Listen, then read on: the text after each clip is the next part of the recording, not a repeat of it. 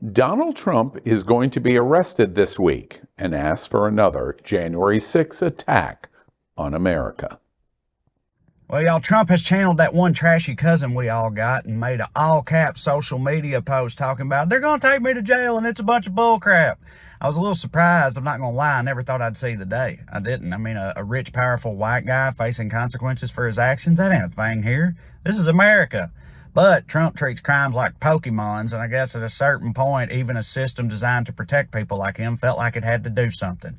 Sort of like if you're a defensive end, a veteran defensive end in the NFL going against a flashy young quarterback, the refs will probably let you get some shots in on him, all right? They'll let you get away with some stuff. It's sort of an unspoken agreement. But if you spear him in the face, twist his ankle, and then start teabagging his unconscious body, you're probably going to get flagged for that.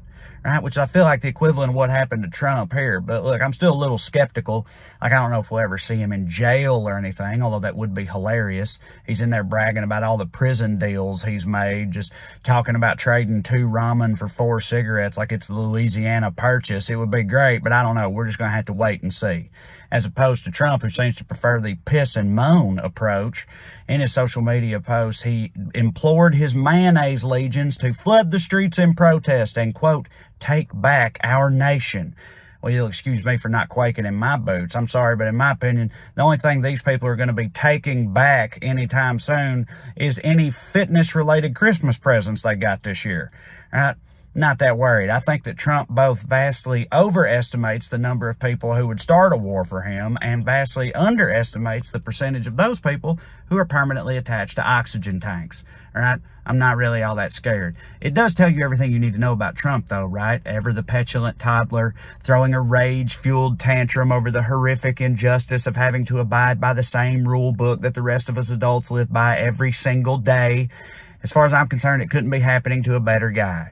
But not everybody agrees. Marjorie Taylor Greene and the rest of the dumbass delegation are up in arms. She said, I hope you know, if you arrest him, he's going to be more popular than ever, which I feel like is not the flex she thinks it is. She's basically saying, oh yeah, well the only thing the Republican Party's base loves more than a narcissistic sexual assaulter is one with a criminal record, so what now? There's a great irony in these people talking about taking the country back, considering that's exactly what we did in 2020, right?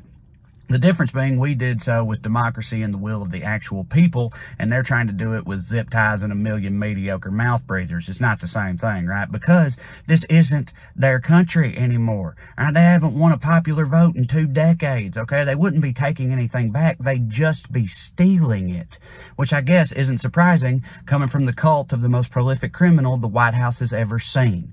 Party of law and order, my ass. Love y'all. Well, that is comedian Trey Crowder, and he's kind of an unofficial reporter here at Queer News Tonight. He just was here at Sunshine Cathedral, and we thought instead of being MSNBC and giving you a report, we thought we would hear from a comedian about Donald Trump. Because former President Trump said in Truth Social post on Saturday morning he believes he will be arrested on Tuesday amid a Manhattan district attorney's investigation into hush money and payment to adult film star Stormy Daniels. If this happens, Trump would be the first sitting or former president in U.S. history to face criminal charges.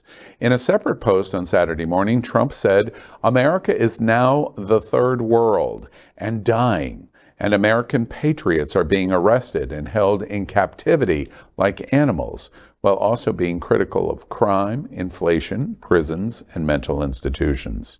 The district attorney's office has invited Trump to testify before the grand jury as part of the investigation. Trump's lawyer, Joseph Tacopina, told CNBC that the former president will surrender to face criminal charges should he be indicted. Trump, who has 24-hour protection from the Secret Service, is currently living at his Mar-a-Lago estate here in Palm Beach. A grand jury in Manhattan could indict Trump for his alleged role in the hush money paid to Stormy Daniels before the 2016 presidential election. Daniels claims she had an affair with the former president, which Trump has denied. The grand jury in Manhattan has the power to turn the 2024 campaign on its head by indicting Trump. But There's no precedent for what is about to happen, leaving the United States political system in uncharted waters. If this wasn't a joke, it would be a joke, but it's not a joke. He gets out ahead of the district attorney and the probably, I guess, he knows, eventual indictment that is coming. In kind of breaking news, as we do this report this afternoon, Florida Governor DeSantis weighs in and says, and admonishes that Florida will do nothing to help this unwarranted attack, as he calls it, of the former president of the United States. So DeSantis certainly still setting himself in terms of the political straits that he is preparing for national audiences and the base in Iowa, in Arizona, in Nebraska, and other places. So it's an involving tale. Stay tuned. And then DeSantis and like Pence, and so many of them are trying to walk that fine line between being very supportive of the former president and yet trying to not take a side in a way. It's a very odd thing that's going on there with the other people, the Pence and DeSantis. So I think, if it happens tomorrow, March 21st will become a national holiday, right? To finally see Donald arrested. It's the spring equinox. Finally, yeah. So it's like a big day to celebrate.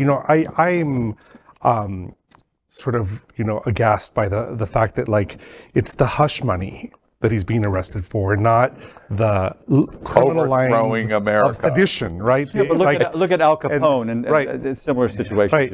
So it's not the sedition, it's not in fact, he's trying to incite violence again, that if he's arrested tomorrow, he's calling for people to protest in the same manner. And so this is a man whose MO is instability, right? To destabilize everything all the time. And so I'll be smiling. I see him locked up in handcuffs and on his way to, there's due process. There's a lot going on. He could still face those sedition and treason charges. There's still cases at the Department of Justice federally. There is still cases being looked at in Atlanta area in the state of Georgia. So this might not be the only one. Nobody has come out, aside from Donald Trump, and said this is going to happen Tuesday.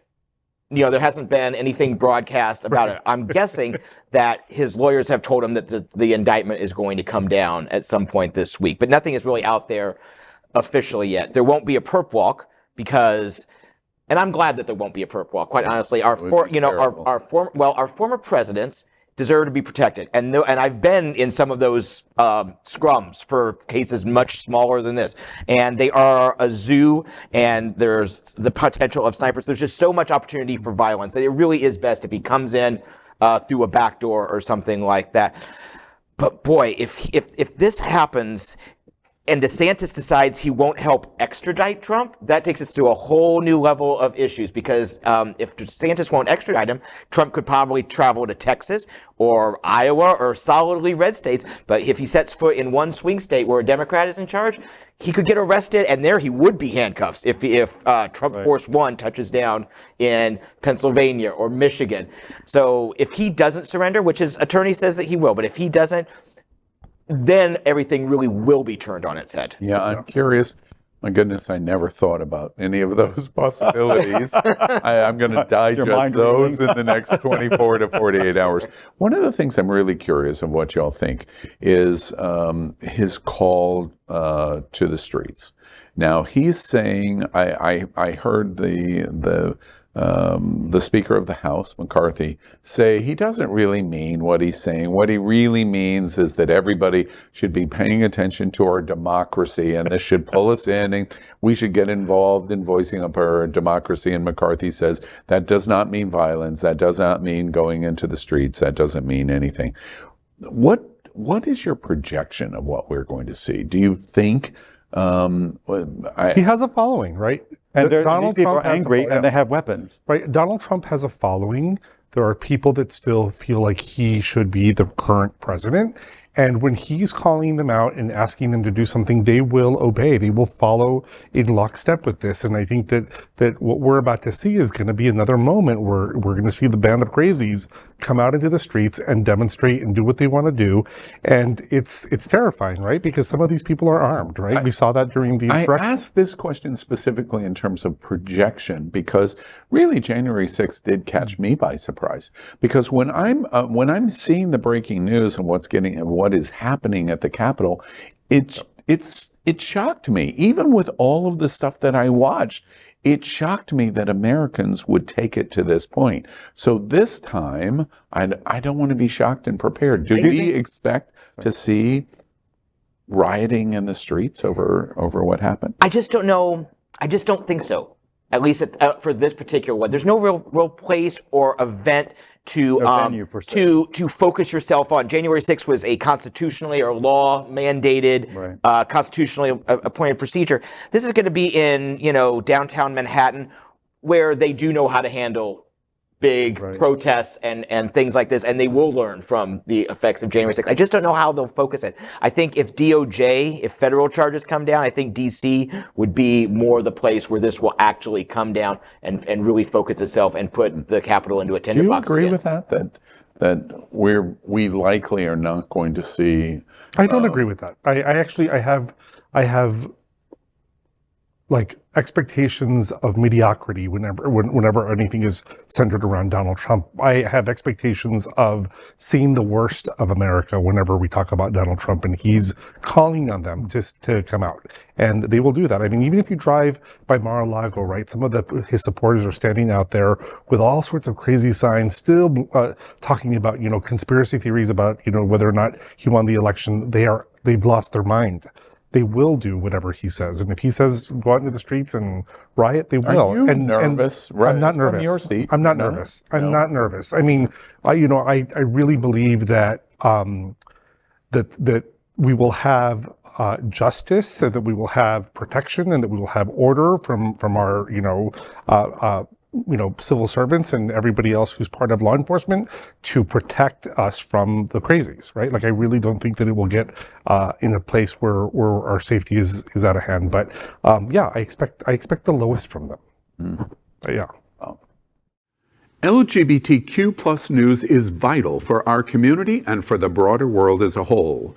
We have enough enemies at Fox News. Tucker, Sean, and Lara are loud. We need passionate allies. Happening Out television network, Queer News Tonight, and It's Happening Out are literally out of the closet and into the headlines. Our community needs your support.